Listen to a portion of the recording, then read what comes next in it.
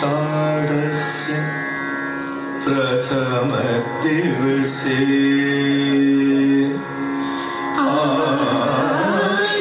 आषाढस्य प्रथमदिवसे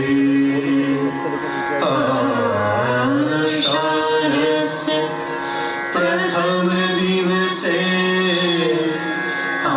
आषाढस्य प्रथमदिवसे कालिदासो विजयते भुवनत्रये।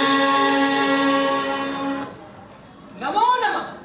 किं भवन्तः मां जानन्ति? भवतु भवतु, क्रमेण पृच्छामि।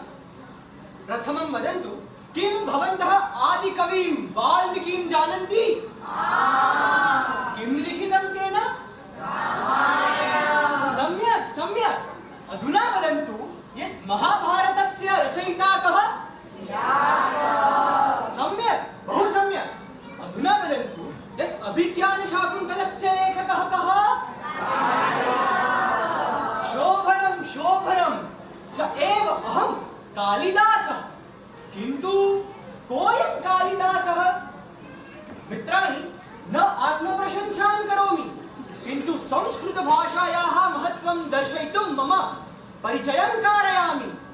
अयि श्रोतारः, युवावस्थायाम् अहं कालीमातुः उपासनां कृतवान्। मातुः कृपाप्रसादेन एव मम प्रज्ञा विस्तरिता। तेन कारणेन एव अहं केवलं महान् कविः न, किन्तु सर्वेषां कवीनां गुरुः अर्थात् कविकुलगुरुरूपेण प्रसिद्धः जातः। किन्तु एषा प्रसिद्धिः मया न एवमेव प्राप्ता।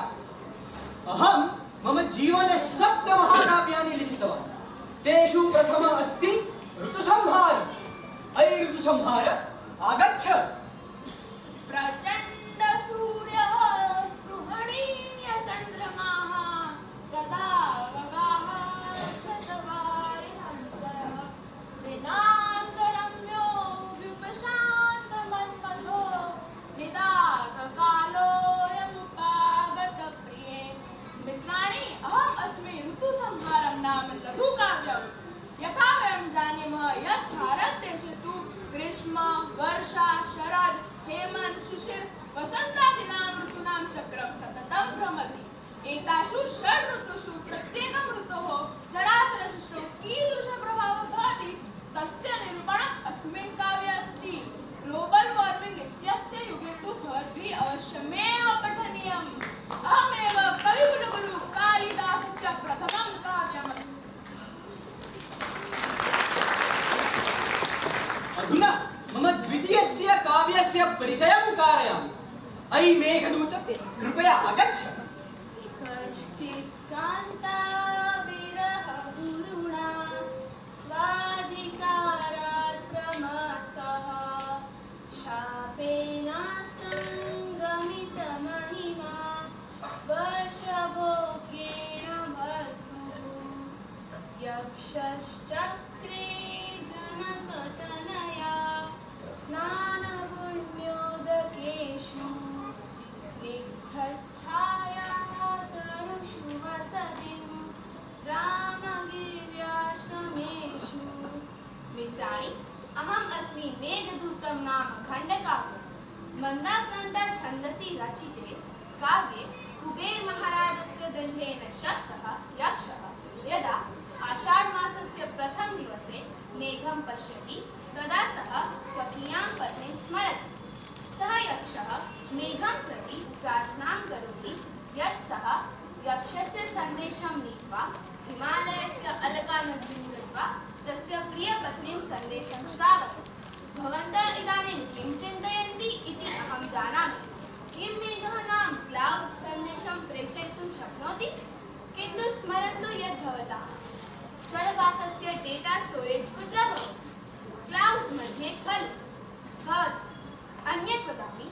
अस्मिन् काव्ये मेघः केन मार्गेण दक्षिण भारततः हिमालयपर्यन्तं यात्रां करिष्यति तस्य वर्णनं GPS सिस्टम् इत्यनेन विना निरूपितमस्ति।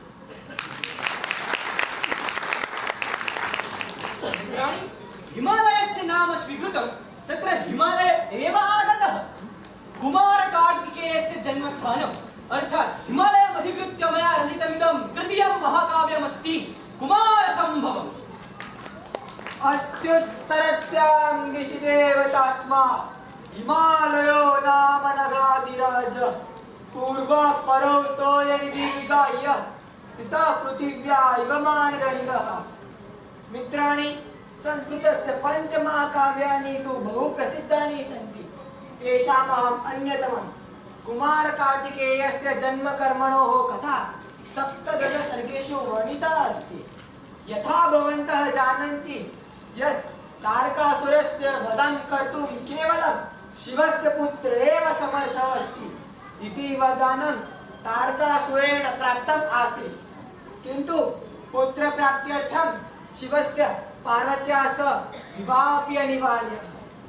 सा कथा अत्र निरूपिता वर्तते। तत्रैव कामदेव भस्मीभवति इति कथायाः अपि सुन्दरं निरूपणम् अस्ति। हिमालयस्य वर्णनं तु अद्भुतं कृतम् अस्ति। भो विनोद भवान्, हिमालयस्य वर्णनस्य तु न पारं यास्यति भवान्। मित्राणि, अधुना मम चतुर्थस्य काव्यस्य परिचयं कारयामि, येन कारणेन अहं कालिदासः रघुकारः इति नाम्ना प्रसिद्धः जातः। भोः रघुवंश, कृपया आगच्छ। वागर्थाविव सम्पृक्तौ वागर्थ प्रतिपद्यये जगतः पितरौ वन्दे पार्वती परमेश्वरौ। अहमस्मि रघुवंशं नाम महाकाव्यं। को न जानाति सूर्यवंशं, को न जानाति रघुवंशं। दिलीपतम् अग्निवर्णं पर्यन्तम् 39 महाराजानां पराक्रमस्य वर्णनम् अत्र कृतमस्ति। किं भवन्तः जानन्ति यत् सूर्यवंशः कथं रघुवंशः अपि कथ्यते? भवतु कारणं ज्ञापयामि। पुरा सूर्यवंशे दिलीपो नाम महान् राजा आसीत्। तस्य पत्नी आसीत् सुदक्षिणा। एतं दम्पती कुलगुरु वसिष्ठस्य आश्रमे कामधेनोः पुत्री नन्दिनी तस्याः बहुसेवां कृतवन्तौ। नन्दिन्याः कृपाप्रसादेन महापराक्रमी पुत्रः प्राप्तः, यस्य नाम रघुः आसीत्। एतस्मिन् एव कुले भगवान् श्रीरामचन्द्रः अवतरत्। अस्मिन् काव्ये 19 सर्गेषु कथा विस्तरिता अस्ति, किन्तु किं बहुला, अतः विरमामि अधुना। उत्तमम् उत्तमम्, धन्यं मनामि युष्माभ्यं। मित्राणि, एतानि तु मया पद्यरूपेण लिखितानि काव्यानि सन्ति। अधुना आह्वयामि मम प्रथमं नाटकं मालविकाग्निमित्रम्।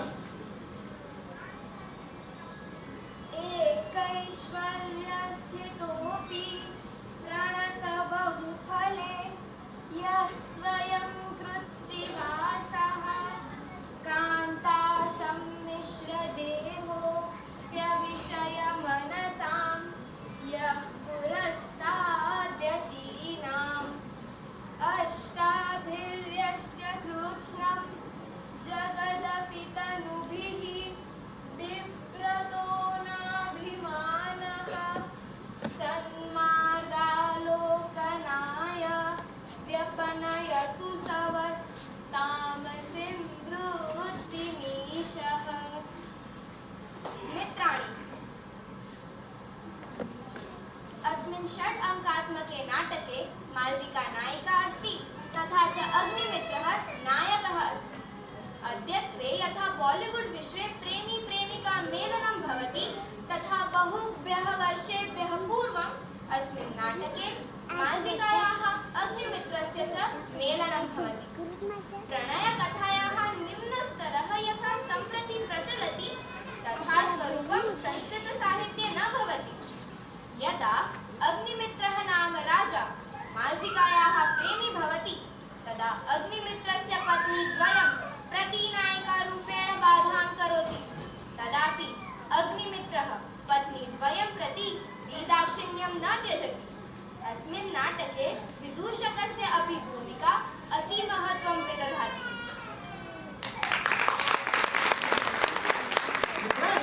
मम प्रथमे नाटके तु अहं भूलोकस्य प्रणयकथां विरचितवान्, किन्तु मम द्वितीये नाटके स्वर्गलोकस्य अप्सरा भूलोकस्य च राजा इत्यनयोः मधुरमेलनं कथं भवति इति मया निरूपितमस्ति। अधुना आह्वयामि मम द्वितीयं नाटकं विक्रमोर्वशीयम्। वेदान्तेषु यमाहुरेकपुरुषं व्याप्य स्थितं रोदसी यस्मिन्नीश्वर इत्यनन्यविषयः शब्दो यथार्थाक्षरः अन्तर्यश्च मुमुक्षुभिः नियमितं प्राणादिभिर्मृग्यते सस्थानो स्थिरभक्तियोगसुलभो निःश्रेयसायास्तु वः। अस्मिन् नाटके प्रतिष्ठानपुरस्य राजा पुरुरवा नायको अस्ति तथा स्वर्गलोकस्य अप्सरा उर्वशी नायिका अस्ति। एषा प्रणयकथा 5 अङ्केषु निरूपिता अस्ति। अस्मिन् नाटके विदूषकः प्रेमी प्रेमिकयोः मेलने साहाय्यं न करोति, प्रत्युत समस्याम् एव जनयति। अन्ते तु स्वर्गलोकस्य तथा भूलोकस्य मधुरमेलनं भवति एव। इदानीं तु इतः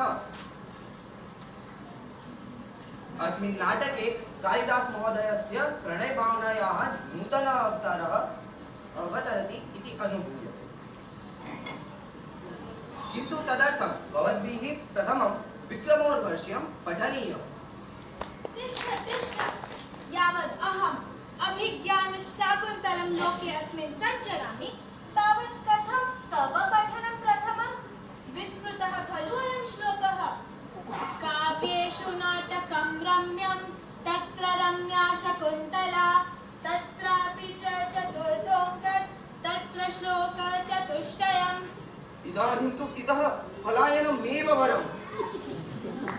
या सृष्टिसृष्टुराद्या वहति विधिहुतं याः वीर्याच होत्री ये द्वे कालं विधत्तः श्रुतिविषयगुणा या स्थिता व्याप्य विश्वं या माहु सर्वभूता प्रकृतिरिति अया प्राणिनः प्राणवन्तः प्रत्यक्षाभिप्रपन्नः तनुभिरवतु वः अष्टभिराष्टमूर्तिः। कवि कुलगुरु कालिदासस्य परिणत प्रज्ञायाः प्रतिबिम्बम् अर्थात् अभिज्ञानशाकुन्तलम्। यस्य पराक्रमस्य परिचयः अस्माकं देशस्य नाम्नि एव प्रकाशते सः चक्रवर्ती सम्राट् भरतः। तस्य इदं राष्ट्रं भारतम्। तस्य भरतस्य पिता महाराजः दुष्यन्तः शकुन्तलायां स्निह्यति स्म।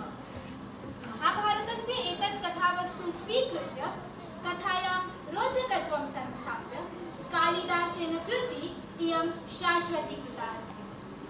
यदा दुर्वासा मुनेः शापात् दुष्यन्तः शकुन्तलां विस्मरति तदा तयोः पुनः मधुरमेलनं कथं भविष्यति इति जिज्ञासा अवश्यं जागृता भवति। मित्राणि, एतानि काव्यानि नाटकानि च न केवलं मनः रञ्जयन्ति अपि तु अस्मिन् वर्णितं जीवनदर्शनम् अस्माकं जीवनमार्गं प्रकाशयति। यः केवलं मनः रञ्जयितुं काव्यानि करोति तादृशः नास्ति अस्माकं कालिदासः। अतः तु लोके सदा गीयते।